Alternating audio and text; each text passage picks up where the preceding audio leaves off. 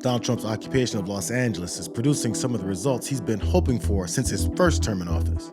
The chance to assault protesters in the streets and turning the city into a war zone that he thinks he can simply blame on the victims of his aggression. Back up, Father. Medic!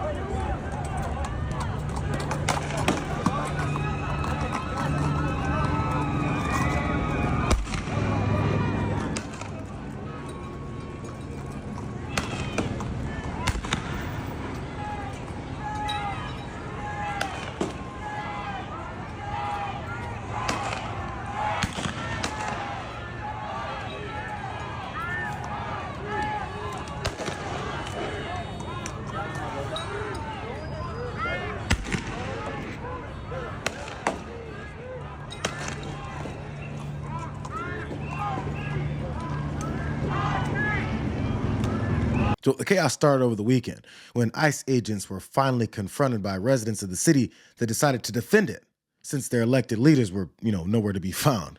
When ICE agents continued to violently attack anyone they considered illegal under the orders of a fascist Tom Homan. And, like I said many times, these elected officials or these non-government organizations, they can't cross the line either. I mean, we got people like, Hakeem Jeffries saying he's going to dox ICE employees. ICE agents out there with masks on. They're wearing masks to protect themselves and their families because they've been doxxed, their families have been doxxed, their life's been threatened, their families have been threatened. I know myself, I had over 1,000 protesters at my house. I expect that as the borders are, but these men and women are putting their lives online every day. So pause on Marble Mouth here for a second.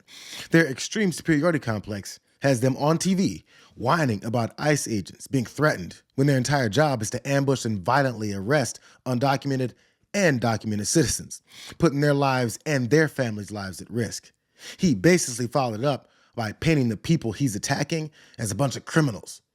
The same way this president did the second he launched his political career. They arrested a lot of bad people yesterday and today. They arrested child sex offenders. They arrested people convicted of robbery. They arrested public safety, not only significant public safety threats, but national security threats. They arrested gang members. We're making Los Angeles safer.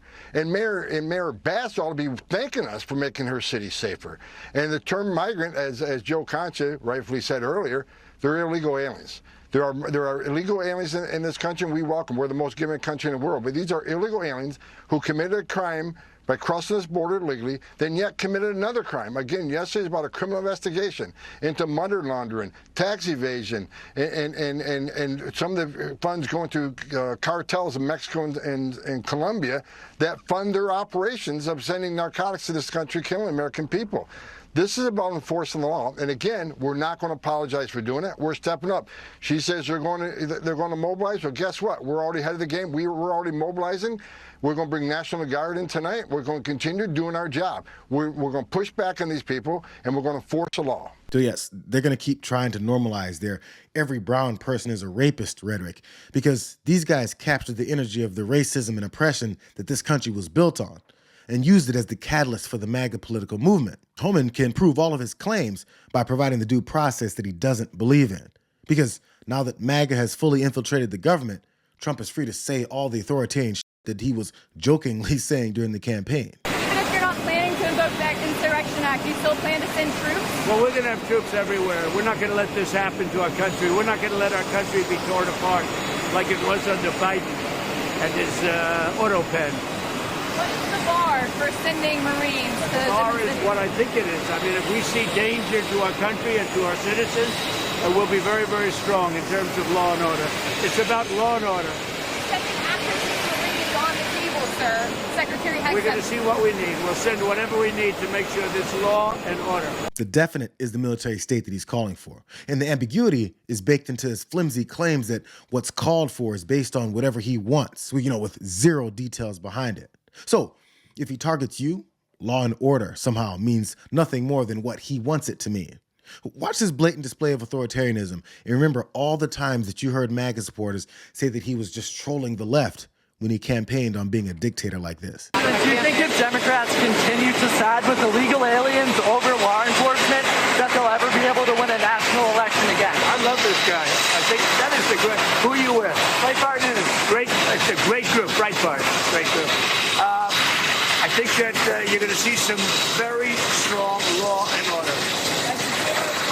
CNN's Dana Bass suggesting that this wasn't a real riot in Los Angeles. Is that what she said? I think it was a riot. I think it was very bad.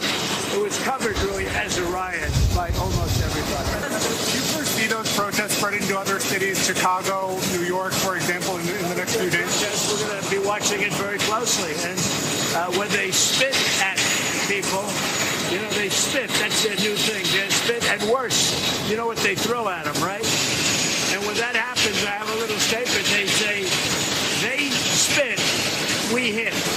And I told them, nobody's going to spit on our police officers. Nobody's going to spit on our military, which they do as a common thing. They get up to them this far away, and then they start spitting in their face. That happens, they get hit very hard. The rules of engagement for federal troops. We'll see what happens.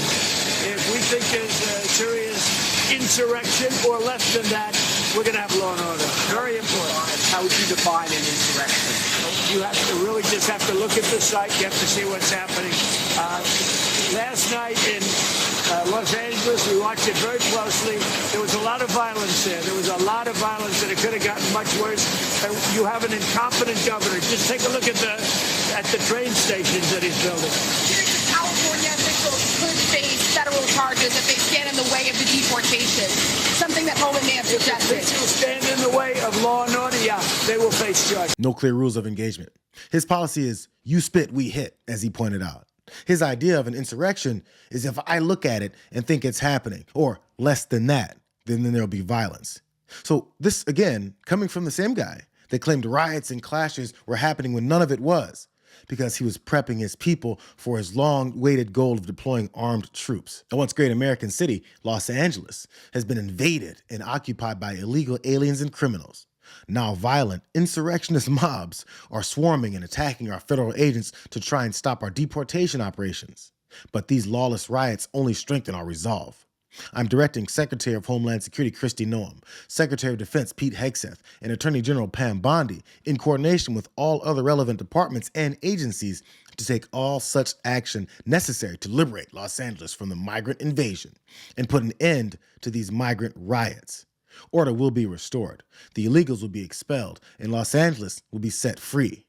Thank you for your attention to this matter. This is the reason he picked brainless followers like Pete Hegseth, Pam Bondi, Marco Rubio, who stood there laughing at his fascism, and of course Kristi Noem, who's searching for an original thought in her brain while she embarrasses herself on TV. Seen some violent protests happen, and that's why these National Guard soldiers are being utilized to help with some security in some areas.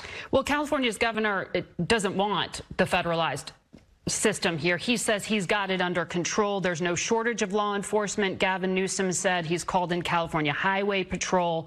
He says the Trump administration is seeking a spectacle here. He's saying to protesters, don't get violent, don't engage. Well, if he was doing his job, then people wouldn't have gotten hurt the last couple of days. We wouldn't have officers with a shattered wrist from bricks being thrown through their vehicles being burned, flags being burned in the street, and Molotov cocktails being thrown. Governor Newsom has proven that he makes bad decisions. The president knows that he makes bad decisions, and that's why the president chose the safety of this community over waiting for Governor Newsom to get some sanity. And that's one of the reasons why these National Guard soldiers are being federalized, so they can use their special skill set to keep peace. No, she doesn't expect thinking Americans to see the scenes that were purposely started by the administration's ICE agents in Los Angeles, and then understand that any mention of peace by people like Secretary Noem have nothing to do with their objectives. President Trump said masks will not be allowed to be worn at protests. Who's going to enforce that, and how? And how can you justify it when law enforcement officials have their faces covered? You know, what I would say is that the law is going to be enforced, and that what the laws are in this country is what we are doing, and our ICE officers and our law enforcement officers out there that are in these situations where people have questioned why they have their faces covered. It's for the safety of those individuals or the work that they're doing as far as protecting their identity so they can continue to do investigative work. So, but are you tasking the National Guard soldiers with removing masks from protesters? I mean, are you trying to use them in that way? National Guard soldiers are there to provide security for operations and to make sure that we have peaceful protests. So that's what their work is. And I won't get more specific on that just because we never do when it comes to law enforcement operations. You know, she's not getting more detailed because there's no plan to enforce Trump's no mask mandate for protesters. It's just a ploy to hope that people will somehow be afraid of mass protesters after their weeks-long excuses for allowing masked ICE agents to break the law and violate people's rights. But a regime that operates without any regard for the law cares about as much as Kristi Noem does about her direct hypocrisy when it comes to the National Guard and states' rights. You know, this is her from just over a year ago. People ask me why, when I heard the news, I immediately the next day was at the border. And it was because of what I heard Democrats encouraging the president to do. They were encouraging President Biden to activate our National Guard soldiers so that they would stand down. He actually was going to take control of our South Dakota National Guard and actually activate them so that they would not protect America. So recognizing the real threat that was to states' rights and how that would be the first time in history a president would pay a soldier to not fight, to not protect our country, made me show up in Texas the next day to let Governor Abbott know I'm here. South Dakota is with you. We will defend our Constitution. We will defend our rights, because the last several years we've seen the Democrats take away our freedom of religion, our freedom of assembly, our freedom of speech. We can't let them take away our states' rights, too, especially our right to protect ourselves. None of that happened, but she definitely used it for MAGA clout, you know, to help progress their alternate reality that paints their political opponents as doing exactly what they're doing. They're doing the bidding of the fascist regime that's using this piece of authoritarian garbage to dismantle our rights and our democracy in record time. But my city's going to continue to push back.